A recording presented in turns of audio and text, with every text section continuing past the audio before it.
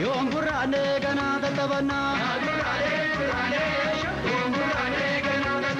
Yaa gurraale yoom gurraane ganaa bal'ibaa. Bachoko tulleetti naan galii. Hamboko wancitti naan galii. Naa tabbusiin tabba Oromummaa barti. Gurraale yoom gurraane ganaa tattabanaa.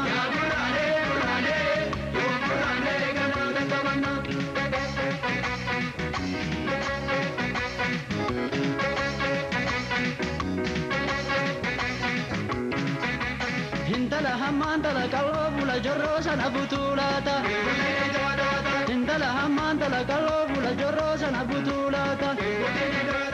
Himbutin miidhagina ishii hawwee taane karruudhuma ishii hargee taane ijji kaankoo ishii ilaale ani innisu nan du'a malee ishii ilaale.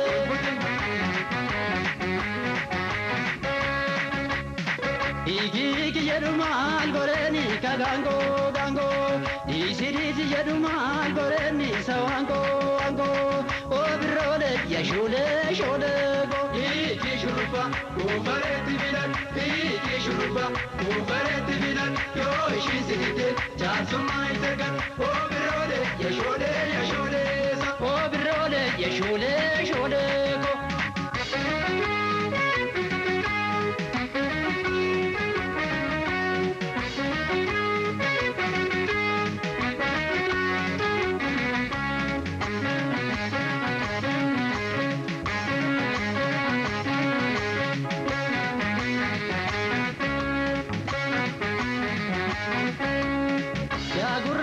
Gurraale yoom gurraane ganaa tattabanaa.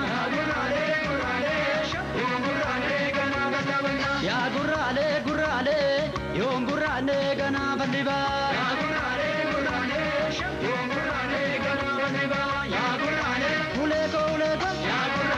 Ulee shimala koo obboleessa dhiira kan goonni qabatu sin qabba yoomuma lakkuu margi ammaa.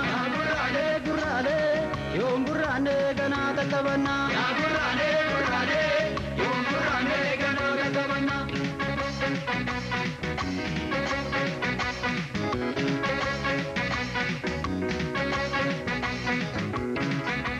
Hintala hammaan tala qal'oo fuula jorroo sana butuulaata.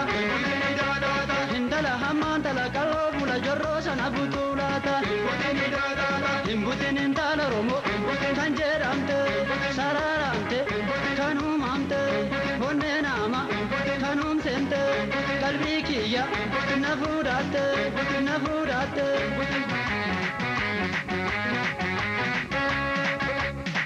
Iki jedhu maal goreeni ka gaangoo dhiisi jedhu maal goreeni isa waangoo obirroole yashoolee go. Iki shurruba kuufareetti filan yoo ishiin sitte jaarsummaa hin ergan obirroole yashoolee go.